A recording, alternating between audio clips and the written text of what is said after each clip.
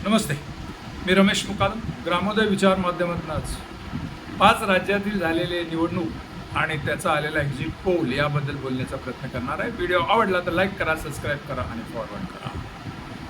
नुकत्याच भारतातील 5 राज्यात म्हणजे पश्चिम बंगाल, केरळ, पाँडिचेरी, तामिळनाडू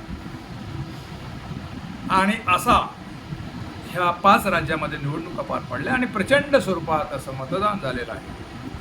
आणि या मतदानानुसार काही एक्झिट पोल आलेले आहेत, जे राष्ट्रीय स्वरूपाचे एक्झिट पोल आहेत, जे मीडिया आहे त्यांनी भारतीय जनता पार्टीला 3 ठिकाणी यश येणार असं सांगितलेलं आहे, तर 2 ठिकाणी अपयश येणार आहे असं त्यांनी सांगितलेलं आहे.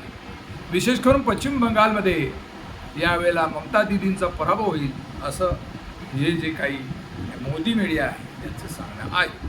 आणि एकंदर चित्र पाहता एक्झिट पोलचे जे काही निकाल आहे ते कुठलं तरी एक नेरेटिव्ह सेट करण्यामागे त्याचा प्रयत्न असतो. तसे एक्झिट पोल हा काही निकाल नाही याच्यावर लोकांनी विश्वास ठेवू नये. आणि अनेक वेळा एक्झिट पोल हा ध्वस्त झालेला आहे, चुकीचा आहे असं सिद्ध झालेलं आहे. आणि एक्झिट पोलमध्ये ठराविक मतदारांचीच मतं नोंदवली जातात आणि त्याच्या आधारे हा जो काही निकाल जातो. आणि काही वेळेला ठराविक पक्षाच्याच बाजूना विजय दाखवून त्या भागात लोकांचं मतदान चुकेल असं बघितलं जातं, एक नेरेटिव्ह सेट केलं जातं.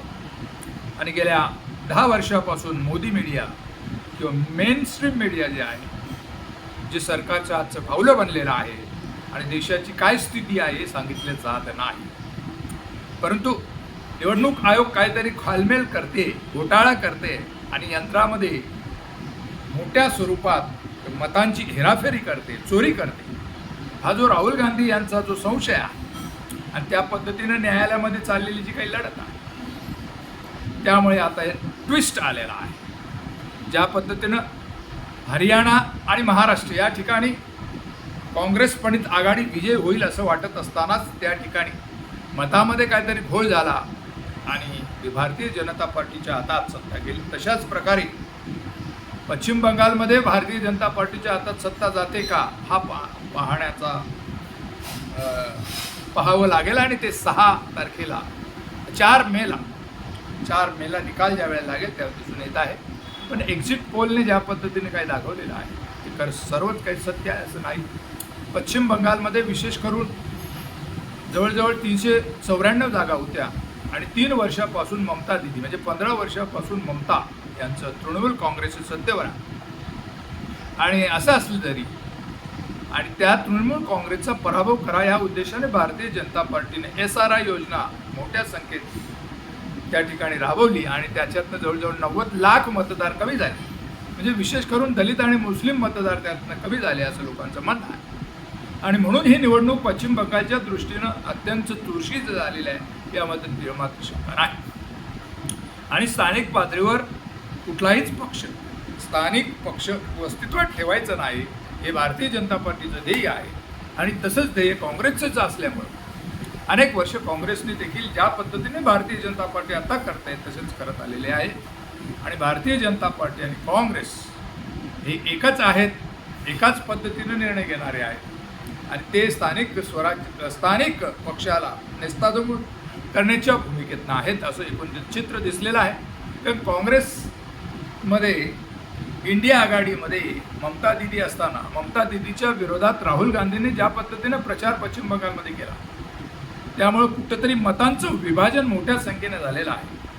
आणि SRI योजनेमार्फत काही कमी झालेली मतं, त्यामुळं यावेळेला पश्चिम बंगालमध्ये बहुतेक हंग पार्लमेंट देखील हंग असेंब्ली येण्याची शक्यता नाकारता येत नाही.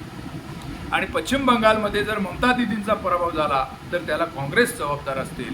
कारण राहुल गांधीने ज्या पद्धतीनं ममता दीदींवर जी टीका केली आणि ते टीका भारतीय जनता पार्टी ज्या पद्धतीने करते तसेच केले आहे. तर पश्चिम बंगालचा निकाल हा बहुतेक जर हंग असू शकतो.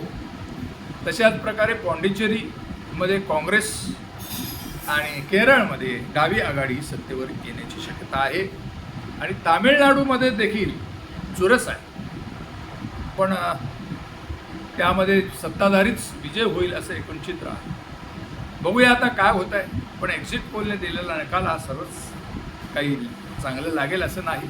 पण एकंदर भारताच्या दृष्टीनं किंवा लोकशाही टिकवण्याच्या दृष्टीनं जो भारतीय जनता पार्टीने घटना मध्ये बदल करून भारताची दिशा बदलण्याचा जो प्रयत्न केलेला आहे, साम्राज्यवादी राष्ट्रामध्ये भारताला मोदी सरकारनं घातलेला आहे, संपूर्ण भांडवलशाही राबवण्याचे त्यांचं चाललेलं धोरण आणि त्यामुळे 70 वर्षापासून जे काही भारताचा जा अर्थकारण किंवा जी आर्थिक नीती होती किंवा विदेशी नीती होती त्याच्यामध्ये अमूलाग्र बदल 100व्या वर्षात RSS पदार्पण करताना भारतीय जनता पार्टीने केलेलं आहे.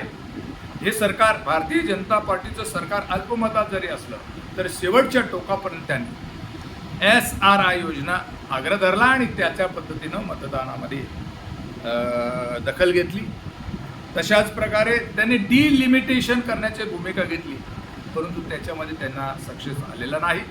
महिला विधेयकाच्या आडून एक नॅरेटिव्ह सेट करण्याचा प्रयत्न केला, पण विरोधक त्याला फसले नाहीत आणि इंडिया आघाडी भक्कम राहिली आणि जो डिलिमिटेशनचा जो काही ठराव आहे तो बारगळला. आणि असं असताना राहुल गांधी यांनी घेतलेली पश्चिम बंगालची भूमिका काय म्हणतात तिचा पराभवाला कारणीभूत ठरते का, हे थोड्या दिवसात समजून येणार आहे.